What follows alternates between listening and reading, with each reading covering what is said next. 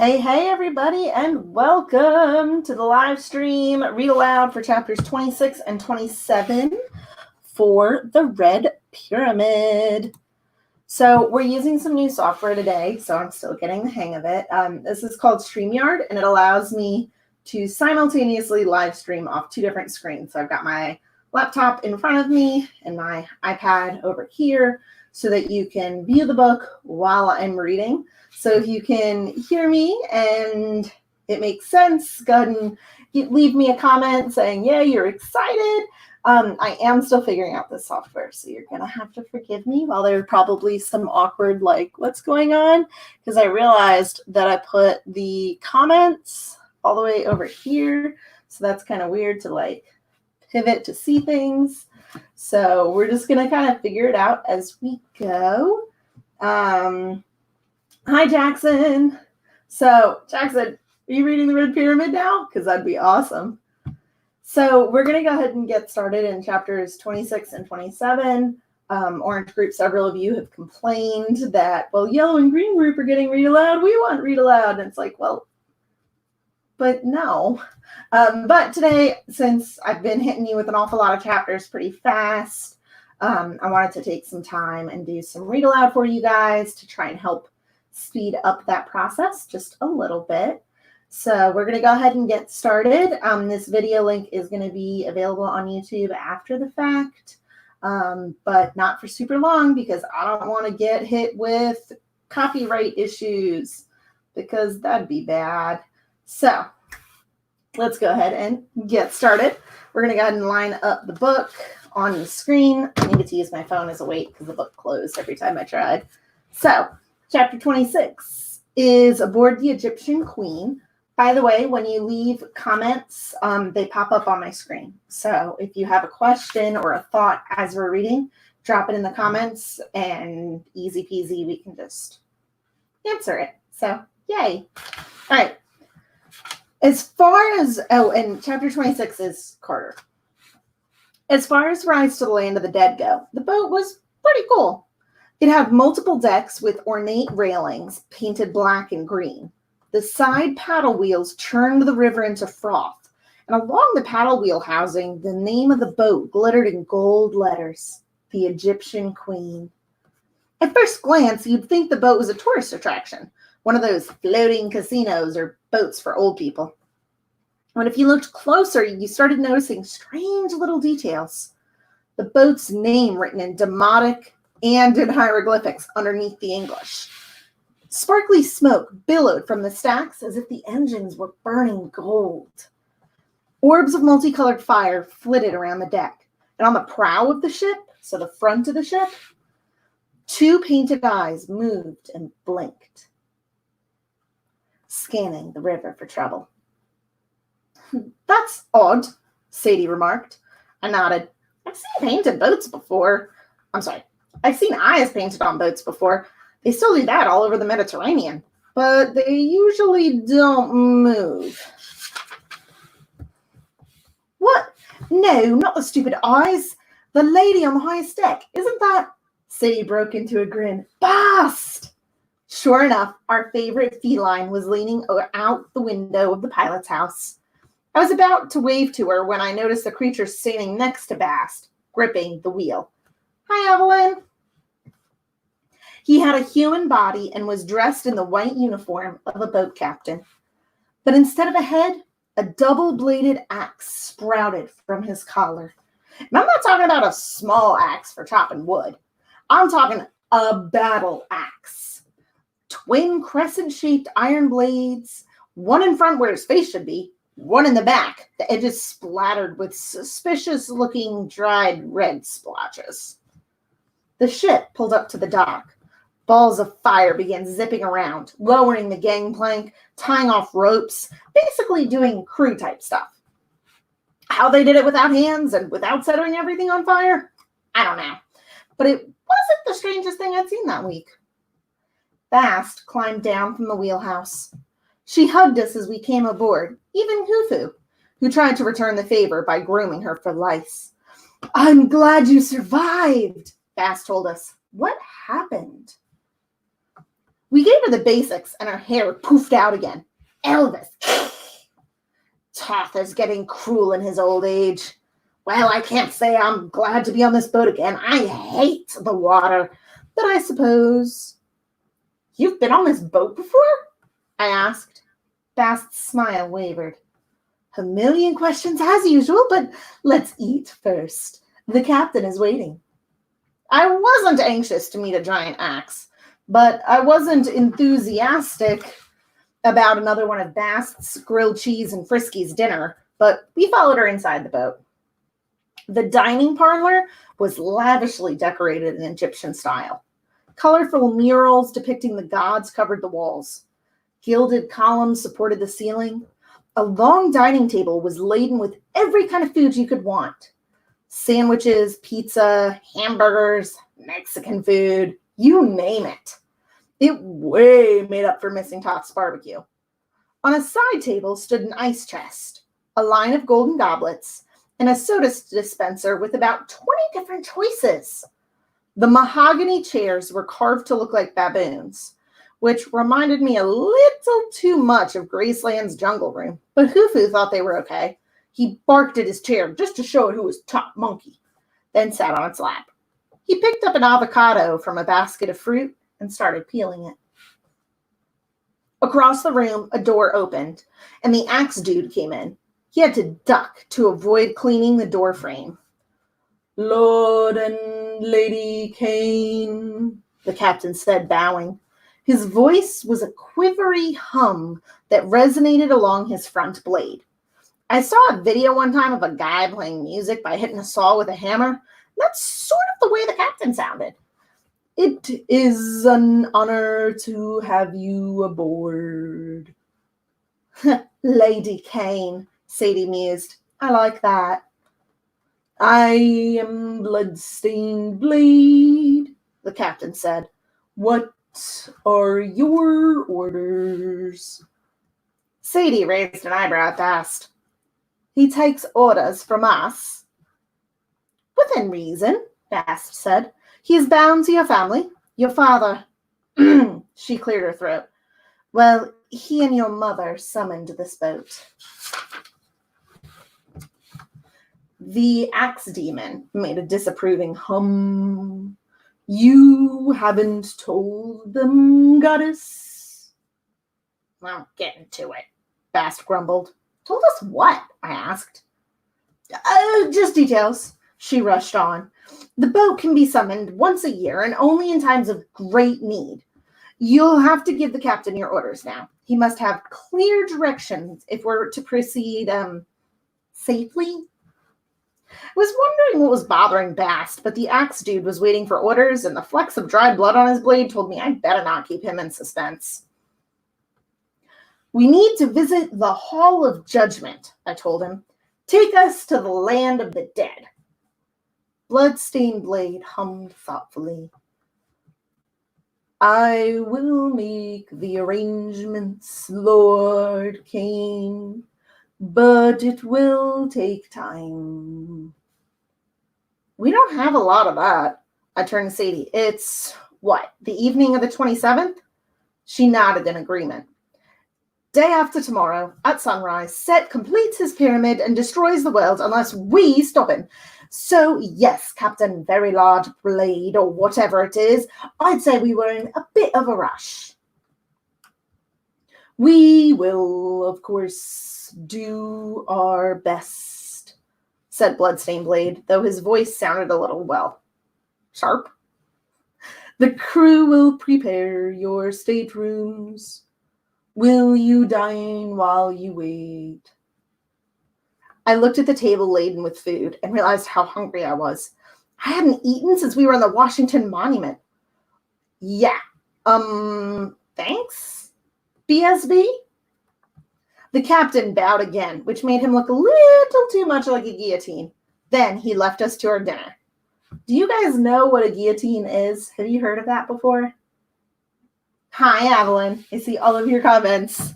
So I'm going to weirdly turn my body and show you what a guillotine is. Maybe, if I can figure out how to do it. Oh no! There should be a way. Haha, share screen. Share screen. Share. Ta-da! Okay, so a guillotine. Guillotine. Okay, was used in the French Revolution to kill people. It was not great. And basically, they would put the person there, their neck would go there. That's a really sharp blade. It's very scary. And then it would go, and then their head would fall in the basket. And it was a really horrible way of killing somebody. It's awful. Like, let's not bring that back. No. So, there you go. Now you know. So, when he bends down, that's what it looks like. Then he left us to our dinner. At first, I was too busy eating to talk. I inhaled a roast beef sandwich, a couple pieces of cherry pie with ice cream, and 3 glasses of ginger ale before I finally came up for air. Sadie didn't eat as much. Then again, she'd had lunch on the plane. She'd settled for a cheese and cucumber sandwich and one of those weird British drinks she likes, a Ribena. I don't actually know what a Ribena is. I've never had one, so if somebody has, let me know what it tastes like. Hufu carefully picked out everything that ended with an O. Doritos, Oreos, some chunks of meat, buffalo, armadillo. I was too scared to even guess. The balls of fire floated attentively around the room, filling our goblets and clearing away our plates as we finished. After so many days spent running for our lives, it felt good to just sit at a dinner table and relax. The captain's informing us that he wouldn't transport us instantly to the land of the dead was the best news I'd had in a long while. Muh! Hufu wiped his mouth and grabbed one of the balls of fire. He fashioned it into a glowing basketball and snorted at me. For once, I was pretty sure what he'd said in Baboon. It wasn't an invitation. It meant something like, I'm going to play basketball by myself now. I will not invite you because your lack of skill would make me throw up. No problem, man, I said, though my face felt hot with embarrassment. Have fun. Hufu snorted again, then loped off with the ball under his arm. I wondered if he'd find a court somewhere on board. At the far end of the table, Bast pushed her plate away. She'd hardly touched her tuna friskies. Not hungry? I asked. Oh, I suppose not. She turned her goblet listlessly. She was wearing an expression I didn't really associate with cats. Guilt. I'm going to see if I can flip-flop. There we go, so that now the book is larger. Sadie and I locked eyes. We had a brief, silent exchange, something like, you ask her, now you. Of course, Sadie's better at giving dirty looks, so I lost the contest. Bast, I said, what did the captain want you to tell us? She hesitated. Oh, that, you shouldn't listen to demons. Bloodstained Blade is bound by magic to serve, but if he ever got loose, he'd use that axe on all of us, believe me. You're changing the subject, I said. Bast traced her finger across the table, drawing hieroglyphics in the condensation ring from her goblet. The truth? I haven't been on board since the night your mother died. Your parents had this boat docked on the Thames.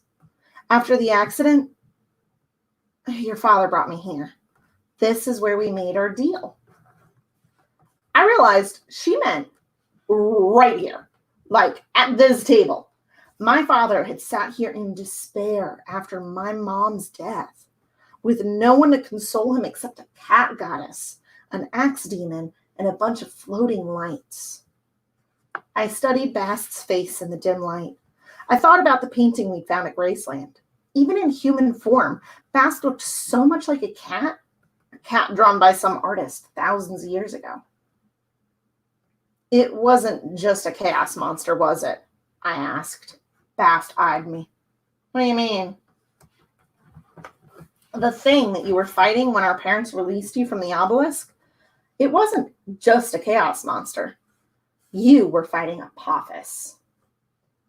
All around the parlor, the servant fires dimmed. One dropped a plate and fluttered nervously. Don't say the serpent's name, Bast warned, especially as we head into the night. Night is his realm. It is true then. Oh, I'm sorry, that's Sadie. Too many accents going. It's true then. Sadie shook her head in dismay.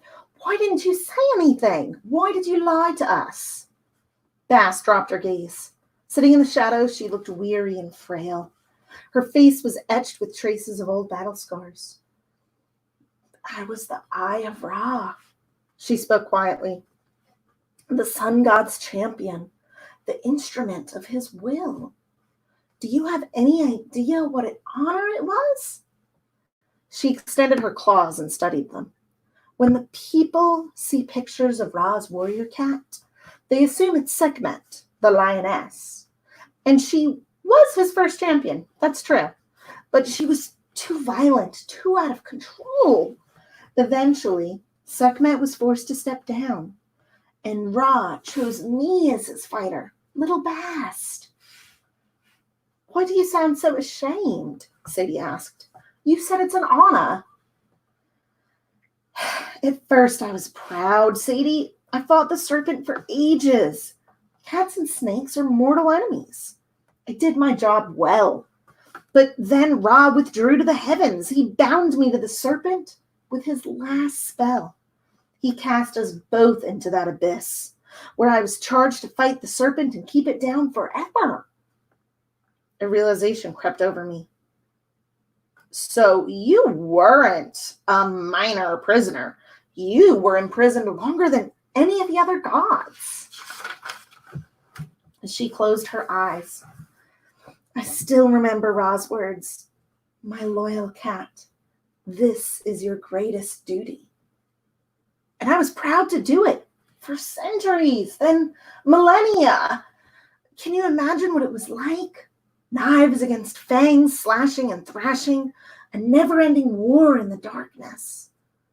Our life forces grew weaker, my enemies and mine, and I began to realize that was Ra's plan. The serpent and I would rip each other into nothingness, and the world would be safe. Only in this way could Ra withdraw in peace of mind, knowing that chaos would not overcome Ma'at. I would have done my duty too. I had no choice until your parents gave you an escape route, I said, and you took it. Bast looked up miserably. I am the queen of cats. I have many strengths. But to be honest, Carter, cats are not very brave. Question, do you think Bast is brave? Drop your answer in the comments. I want to know, because I have a very strong opinion about whether or not I think Bast is brave or not. I want to know what you guys think. And your enemy? He stayed trapped in the abyss. Your father and I were sure of it. The serpent was already greatly weakened from eons of fighting with me, and when your mother used her own life force to close the abyss, well, she worked a powerful feat of magic. There was no way for the serpent to break through that kind of seal, but as the years have gone by, we became less and less sure that the prison would hold him. If somehow he managed to escape and regain his strength, cannot imagine what would happen, and it would be my fault. I tried to imagine the serpent, Apophis, a creature of chaos even worse than Set. I pictured Bast with her knives, locked in combat with that monster for eons. Maybe I should have been angry at Bast for not telling us the truth earlier. Instead, I felt sorry for her. She'd been put in the same position we were now in, forced to do a job that was way too big for her. So why did my parents release you? I asked. Did they say? She nodded slowly. I was losing my fight. Your father told me that your mother had foreseen horrible things if the serpent overcame me. They had to free me, give me time to heal. They said it was the first step in restoring the gods. I don't pretend to understand their whole plan. I was relieved to take your father's offer. I convinced myself that I was doing the right thing for the gods. But it does not change the fact that I was a coward. I failed in my duty. That isn't your fault, I told her. It wasn't fair of Ra to ask that of you. Carter's right, Sadie said. That's too much sacrifice for one person, one cat goddess, whatever. It was my king's will, Bast said. The pharaoh can command his subjects for the good of the kingdom, even to lay down their lives, and they must obey. Horus knows this. He was the pharaoh many times. She speaks truly, Horus said. Then you had a stupid king. The boat shuddered as if we'd ground the keel over to sandbar. Be careful, Carter, Bast warned. Ma'at, the order of creation, hinges on loyalty to the rightful king. If you question it, you'll fall under the influence of chaos. I felt so frustrated. I wanted to break something. I wanted to yell that order didn't seem like much better than chaos if you had to get killed for it. You are being childish, Horus scolded. You are a servant of Ma'at. These thoughts are unworthy. Dang, I have unworthy thoughts all the time. That's not great. My eyes stung. Then maybe I am unworthy. Kata? Sadie asked. Nothing. I'm going to bed, I said. I stormed off. One of the flickering lights joined me, guiding me upstairs to my quarters. The stateroom was probably very nice. I didn't pay attention. I just fell on the bed and passed out. I seriously needed extra strength magic pillow because my ba refused to stay put. And no, Sadie, I don't think wrapping my head in duct tape would have worked either. My spirit floated up to the steamboat's wheelhouse, but it wasn't Bloodstained Blade at the wheel. Instead, a young man in leather armor navigated the boat. His eyes were outlined with kohl, and his head was bald except for a braided ponytail. The guy definitely worked out because his arms were ripped. A sword like mine was strapped to his belt. The river is treacherous, he told me in a familiar voice. A pilot cannot get distracted. He must always be alert for sandbars and hidden snags. That's why boats are painted with eyes. You know, to see the dangers. The eye of Horus, I said. You. The falcon god glanced at me, and I saw that his eyes were two different colors. One blazing yellow like the sun, the other reflecting silver like the moon. The effect was so disorienting, I had to look away. And when I did, I noticed that Horus's shadow didn't match his form. Stretched across the wheelhouse was the silhouette of a giant falcon. You wonder if order is better than chaos, he said. You become distracted from our real enemy, Set. You should be taught a lesson. I was about to say, not really, that's okay. But immediately my ba was whisked away. Suddenly I was on board an airplane, a big international aircraft plane, like planes my dad and I had taken 1,000,000 times. Zia Rashid, Desjardins, and 2 other magicians were scrunched up in the middle row, surrounded by families with screaming children. Zia didn't seem to mind. She meditated calmly with her eyes closed, while Desjardins and the other 2 men looked so uncomfortable, I almost wanted to laugh. The plane rocked back and forth. Desjardins spilled wine all over his lap. The seatbelt light blinked on, and a voice crackled over the intercom. This is the captain. It looks like we'll be experiencing some minor turbulence as we make our descent into Dallas. So I'm going to ask the flight attendants. Boom! A blast rattled the windows. Lightning followed immediately by thunder. Zia's eyes snapped open. The Red Lord! The passengers screamed as the plane plummeted several hundred feet. Il commence! Desjardins shouted over the noise. Quickly! As the plane shook, passengers shrieked and grabbed their seats. Desjardins got up and opened the overhead compartment. Sir, a flight attendant yelled. Sir, sit down! Desjardins ignored the attendant. He grabbed 4 familiar bags, magical toolkits, and threw them to his colleagues. Then things went really wrong. A horrible shudder passed through the cabin and the plane lurched sideways. Outside the right-hand window, I saw the plane's wing get sheared off by a 500-mile-an-hour wind. The cabin dissolved into chaos. Drinks, books, shoes flying everywhere, oxygen masks dropping and tangling, people screaming for their lives. "Protect the innocents," Desjardins ordered. The plane began to shake, and cracks appeared in the windows and walls. Passengers went silent, slumping into unconsciousness as the air pressure dropped. The 4 magicians raised their wands as the airplane broke to pieces. For a moment, the magicians floated in a maelstrom of storm clouds. Chunks of fuselage, luggage, and spinning passengers still trapped to their seats. Then a white glow expanded around them, a bubble of power that slowed the breakup of the plane and kept the pieces swirling in a tight orbit. Desjardins reached out his hand, and the edge of a cloud stretched towards him, a tendril of a cottony white mist, like a safety line. The other magicians did likewise, and the storm bent to their will. White vapor wrapped around them and began to send out more tendrils, like funnel clouds, which snatched pieces of the plane and pulled them back together. A child fell past Zia, but she pointed her staff and murmured a spell. A cloud enveloped the little girl and brought her back.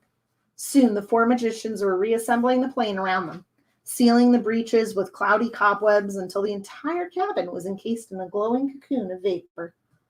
Outside, the storm raged and the thunder boomed, but the passengers slept soundly in their seats. "Zia!" Desjardins shouted. "We cannot hold this for long." Zia ran past him, up the aisle, and into the flight deck. Somehow, the front of the plane had survived the breakup intact. The door was armored and locked, but Zia's staff flared and the door melted like wax. She stepped through and found 3 unconscious pilots. The view through the window was enough to make me sick. Through the spiraling clouds, the ground was coming up fast, very fast. Zia slammed her wand against the controls. Red energy surged through the displays. Dials spun, meters blinked, and the altimeter leveled out. The plane's nose came up, its speed dropping. As I watched, Zia glided the plane towards a cow pasture and landed it without even a bump. Then her eyes rolled back into her head, and she collapsed. Desjardins found her and gathered her into his arms. "Quickly," he told his colleagues. "The mortals will wake soon." They dragged Zia out of the cockpit, and my ba was swept away through a blur of images. I saw Phoenix again, or at least some of the city. A massive red sandstorm churned across the valley, swallowing buildings and mountains. In the harsh, hot wind, I heard Set laughing, reveling in his power. Then I saw Brooklyn, Amos's ruined house on the East River, with the winter storm raging overhead, howling winds slamming the city with sleet and hail. And then I saw a place I didn't recognize, a river winding through a desert canyon. The sky was a blanket of pitch black clouds, and the river's surface seemed to boil. Something was moving under the water, something huge, evil, powerful, and I knew it was waiting for me. "This is only the beginning," Horus warned me. "Set will destroy everyone you care about. Believe me, I know." The river became a marsh of tall reeds. The sun blazed overhead. Snakes and crocodiles slid through the water. At the water's edge sat a thatched hut. Outside it, a woman and a child of about 10 stood examining a battered sarcophagus. I could tell the coffin had once been a work of art, gold encrusted with gems, but now it was dented and black with grime. The woman ran her hands over the coffin lid. Finally, she had my mother's face, blue eyes and caramel-colored hair, but she glowed with magical radiance, and I knew I was looking at the goddess Isis. She turned to the boy. "We have searched so long, my son. Finally, we have retrieved him. I will use my magic and give him life again." "Papa?" The boy gazed wide-eyed at the box. "He's really inside?" "Yes, Horus, and now..." Suddenly, their hut erupted into flames. The god Set stepped from the inferno, a mighty red-skinned warrior with smoldering black eyes. He wore the double crown of Egypt and the robes of a pharaoh. In his hands, an iron staff smoldered. "Found the coffin, did you?" he asked. Good for you. Isis reached towards the sky. She summoned lightning against the god of chaos, but Set's rod absorbed the attack and reflected it back at her. Arcs of electricity blasted the goddess and sent her sprawling. Mother! The boy drew a knife and charged Set. I'll kill you! Set bellowed with laughter. He easily sidestepped the boy and kicked him into the dirt. You have spirits, nephew, Set admitted, but you won't live long enough to challenge me. As for your father, I'll just have to dispose of him more permanently. Set slammed his iron staff against the coffin's lid. Isis screamed as the coffin shattered like ice. Make a wish. Set blew with all his might, and the shards of the coffin soared off into the sky, scattering in all directions. Poor Osiris, he's gone to pieces now, scattered all over Egypt now. And as for you, Sister Isis, run! It's what you do best. Set lunged forward. Isis grabbed her son's hand, and they both turned into birds, flying for their lives. The scene faded, and I was back in the steamboat's wheelhouse. The sun rose and fast forward as towns and barges sped past, and the banks of the Mississippi blurred into a play of light and shadow. He destroyed my father, Horus told me. He will do the same to yours. No, I said. Horus fixed me with those strange eyes, one blazing gold, one full moon silver. My mother and Aunt Nephthys spent years searching for the pieces of the coffin and father's body. When they collected all 14, my cousin, Anubis, helped bind my father back together with mummy wrappings, but still, mother's magic could not bring him back to life fully. Osiris became an undead god, half-living shadow of my father, fit to rule only in the Duat. But his loss gave me anger. Anger gave me the strength to defeat Set and take the throne for myself. You must do the same. I don't want a throne, I said. I want my dad. Don't deceive yourself. Set is merely toying with you. He will bring you despair, and your sorrow will make you weak. I have to save my dad. That is not your mission, Horus chided. The world is at stake. Now, wake! Sadie was shaking my arm. She and Bass stood over me, looking concerned. What? I asked. We're here, Sadie said nervously. She changed into a fresh linen outfit, black this time, which matched her combat boots. She even managed to re-dye her hair so the streaks were blue. I sat up and realized I felt rested for the first time in a week. My soul may have been traveling, but at least my body had gotten some sleep. I glanced out the stateroom window. It was pitch black outside. How long was I out? I demanded. We've sailed down most of the Mississippi and into the Duat, Bass said. Now we approach the first cataract. The first cataract? I asked. The entrance to the land of the dead, Bass said grimly. Just so you guys know, I'm going to decide whether or not I'm going to continue doing read-alouds on other days based on how many likes this video gets. So if you want me to do more videos like this, mash that like button so that I know, because otherwise I don't know and I won't do them. So, all right, we're on chapter 27, which is pretty short. Like, that's it. So, let's get going. Chapter 27, a demon with free samples. Me? Oh, and this chapter is by Sadie. And I'm not going to do Sadie's thoughts in British accent, just her words, because it's like real hard to keep up. Me? I slept like the dead, which I hoped wasn't a sign of things to come. I could tell Carter's soul had been wandering through some frightening places, but he wouldn't talk about them. Did you see Zia? I asked. He looked so rattled I thought his face would fall off. Knew it, I said. We followed Bast up to the wheelhouse where Bloodstained Blade was studying a map while Huthu manned, the wheel. The baboon is driving, I noted. Should I be worried? Quiet, please, Lady Kane. Bloodstained Blade ran his fingers over a long stretch of papyrus map. This is delicate work. 2 degrees to starboard, Hufu. Muh, Hufu said. The sky was already dark. When we chugged along, the stars disappeared. The river turned the color of blood. Darkness swallowed the horizon, and along the riverbanks, the lights of town changed to flickering fires and then winked out completely. Now our only lights were the multicolored servant fires and the glittering smoke that bloomed from the smokestacks, washing us all in a weird metallic glow.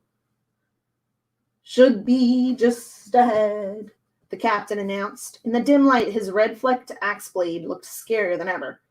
What's that map? Sorry, Sadie. What's that map? I asked.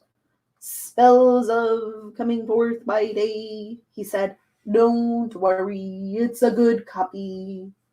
I looked at Carter for a translation. Most people call it the Book of the Dead, he told me. Rich Egyptians were always buried with a copy so they could have directions through the Duat to the land of the dead. It's like an idiot's guide to the afterlife. The captain hummed indignantly. I am no idiot, Lord Cain. No. I just meant, Carter's voice faltered. What is that? Ahead of us, crags of rock jutted from the river like fangs, turning the water into a boiling mass of rapids. The first cataract, Bloodstained Blade announced. Hold on. Hufu pushed the wheel to the left, and the steamboat skidded sideways, shooting between 2 rocky spires with only centimeters to spare.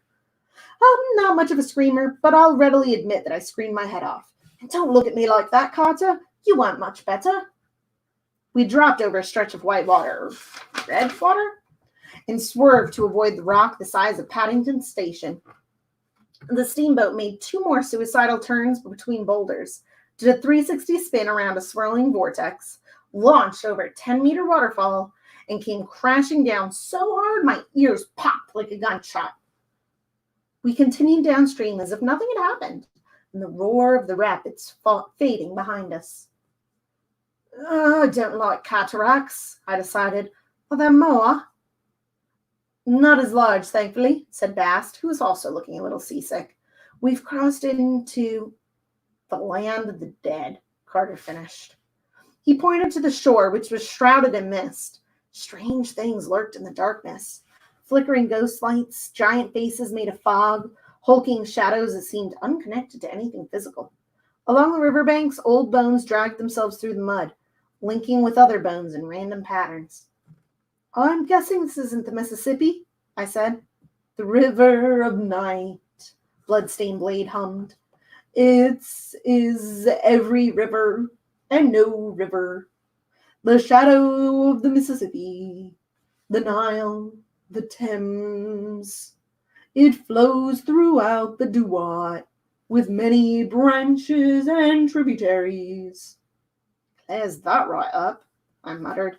The scenes got stranger. We saw ghost villages from ancient times, little clusters of reed huts that made of flickering smoke. We saw vast temples crumbling and reconstructing themselves over and over again like a looped video. And everywhere, ghosts turned their faces towards our boat as we passed. Smoky hands reached out. Shades silently called to us, then turned away in despair as we passed. The lost and confused, Bass said. Spirits who never found their way into the hall of judgment. Why are they so sad? I asked. Well, they're dead, Carter speculated. No, it's more than that, I said. It's like they're expecting someone. Ra, Bass said. For eons, Ra's glorious sunboat would travel this route each night, fighting off the forces of Apophis. She looked around nervously as if remembering old ambushes. It was dangerous every night, a fight for existence. But as he passed, Ra would bring sunlight and warmth to the Duat, and these lost spirits would rejoice, remembering the world of the living. That's a legend, Carter said. The earth revolves around the sun. The sun never actually descends under the earth. Have you learned nothing of Egypt? Bass said. Conflicting stories can be equally true. The sun is a bowl of fire and space, yes, but its image you see as it crosses the sky, the life-giving warmth, the light it brings to the earth, that was embodied by Ra. The sun was his throne, his source of power, his very spirit, but now Ra has retreated into the heavens. He sleeps, and the sun is just the sun.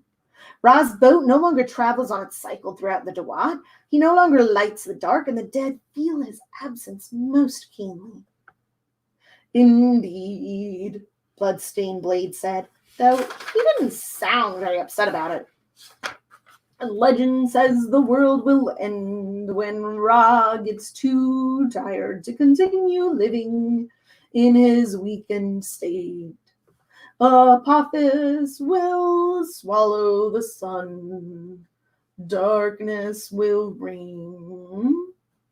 Chaos will overcome Ma'at, and the serpent will reign forever. Part of me thought this was absurd. The planets could not simply stop spinning. The sun would not cease to rise. On the other hand, here I was riding a boat through the land of the dead with a demon and a god. If Apophis was real too, I didn't fancy meeting him. And to be honest, I felt guilty. If the story Tatha told me was true, Isis had caused Ra to retreat into the heavens with the secret name business, which meant, in a ridiculous, maddening way, the end of the world would be my fault. Bloody typical. I wanted to punch myself to get even with Isis, but I suspected it would hurt. Ra should wake up and smell the salab, I said. He should come back. Bast laughed without humor. And the world should be young again, Sadie. I wish it could be so. Hufu grunted and gestured ahead. He gave the captain back the wheel and ran to the front of the wheelhouse and down the stairs. The baboon is right, said Bloodstained Blade. You should get to the prow. A challenge will be coming soon. What sort of challenge? I asked. It's hard to tell, Bloodstained Blade said, and I thought I detected some smug satisfaction in his voice. I wish you luck, Lady Kane. Why me? I grumbled. Bast and Carter and I stood at the prow of the boat, watching the river appear out of the darkness. Below us, the boat's painted eyes glowed faintly in the dark, sweeping beams of light across the red water. Hufu had climbed to the top of the gangplank, which stood straight up when retracted, and cupped his hands over his eyes like a sailor in a crow's nest. But all that vigilance didn't do much good. With the dark and the mist, our visibility was nil. Massive rocks, broken pillars, and crumbling statues of pharaohs loomed out of nowhere, and Bloodstained Blade yanked the wheel to avoid them, forcing us to grab hold on the rails. Occasionally, we'd see long, slimy lines cutting through the surface of the water like tentacles, or the backs of submerged creatures. I really didn't want to know. Mortal souls are always challenged, Bast told me. You must prove your worth to enter the land of the dead. Like it's such a big treat? I'm not sure how long I stared into the darkness, but after a good while, a reddish smudge appeared in the distance, as if the sky were becoming lighter. Is that my imagination or my destination? Bast said. Strange, we really should have been challenged by now. My computer is dying. I'm going to grab the charger. I'll be right back, and we'll finish the chapter. I'm not even going to pause the recording, because by the time I get it paused and restarted, it'll be too much. Give me a sec.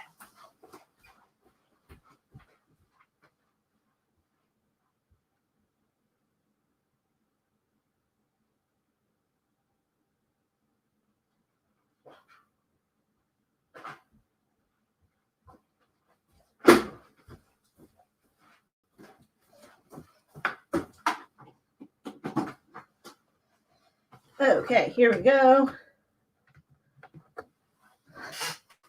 All right, disaster averted. The boat shuddered and the water began to boil. A giant figure erupted from the river, and I could see him only from the waist up, but he towered several meters over the boat. His body was humanoid, bare-chested and hairy with purplish skin. A rope belt was tied around his waist, festooned with leather pouches, several demon heads, and other charming bits and bobs. His head was a strange combination of lion and human, with gold eyes and black mane done in dreadlocks. His blood-spattered mouth was feline, with bristly whiskers and razor-sharp fangs. He roared, scaring Hufu right off the gangplank. Poor baboon did a flying leap into Carter's arms, which knocked them both to the deck. You had to say something, I told Bast weakly. This is a relative of yours, I hope? Bast shook her head. I cannot help you with this, Sadie. You are the mortals. You must deal with the challenge. Oh, thanks for that. I am Shezmu, the bloody lion man said. I wanted to say, yes, you certainly are, but I decided to keep my mouth shut. He turned his golden eyes on Carter and tilted his head. His nostrils quivered. I smell the blood of pharaohs, a tasty treat. Or do you dare name me? Name you? Carter sputtered. Do you mean your secret name? The demon laughed. He grabbed a nearby spire of rock, which crumpled like old plaster in his fist. I looked desperately at Carter. You don't happen to have a secret name laying around somewhere? It may be in the Book of the Dead? Carter said. I forgot to check. Well, I said. Keep him busy, Carter replied and scrambled off to the wheelhouse.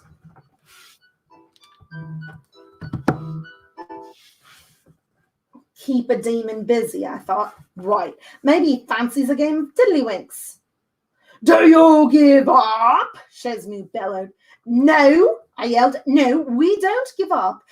We will name you. Just, gosh, you're quite well muscled, aren't you? Do you work out?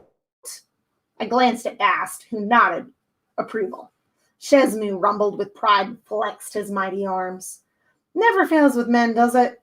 Even when they're 20 meters tall and lion-headed. I am Shezmu, he bellowed.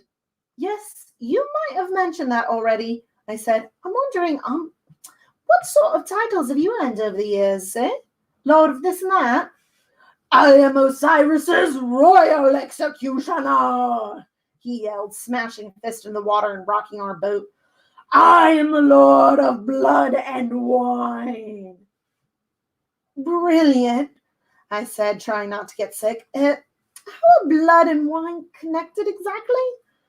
No! He leaned forward and bared his fangs, which were not any prettier up close. His mane was matted with nasty bits of dread fish and river moss. Lord Osiris lets me behead the wicked. I crush them in my wine press and make wine for the dead. I made a mental note to never drink the wine of the dead. You are doing well. Isis's voice gave me a start. She'd been quiet for so long, I'd almost forgotten her. Ask him about his other duties. And what are your other duties, oh powerful wine demon guy? I am Lord of, he flexed his muscles for maximum effect, perfume. He grinned at me, apparently waiting for terror to set in. Oh my, I said, that must make your enemies tremble. Yes, would you like to try a free sample? He ripped a slimy leather pouch off his belt and brought out a clay pot filled with sweet-smelling yellow powder. I call this eternity. Lovely. I gagged. I glanced behind me, wondering where Carter had gone to, but there was no sign of him. Keep him talking, Isis urged. And, perfume is part of your job because, wait, I've got it. You squeeze it out of plants like you squeeze wine or blood, Shezmu added. Well, naturally, I said, the blood goes without saying.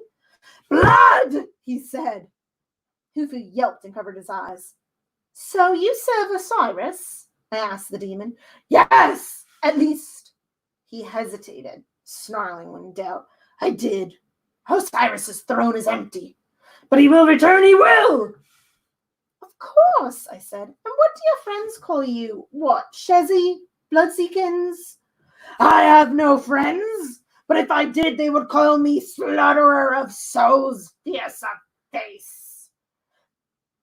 But I don't have any friends, so my name is not in danger. I looked at Bast, wondering if I'd just gotten as lucky as I thought. Bast beamed at me. Carter came stumbling down the stairs, holding the Book of the Dead. I've got it somewhere here. I can't read this part, but name me or be eaten, Shezmu bellowed. I name you, I shouted back. Shezmu, slaughterer of souls, fierce of face. Ah, he writhed in pain. How do they always know? Let us pass, I commanded. Oh, and one more thing. My brother, he wants a free sample. I just had time to step away, and Carter just had time to look confused before the demon blew yellow dust all over him. Then Shezmu sank under the waves. What a nice fellow, I said. Pah! Carter spit out perfume. He looked like a piece of breaded fish. What was that for? Oh, you smell lovely, I assured him. What's next then? I was feeling very pleased with myself until our boat rounded a bend in the river. Suddenly, the reddish glow on the horizon became a blaze of light. Up in the wheelhouse, the captain rang the alarm bell.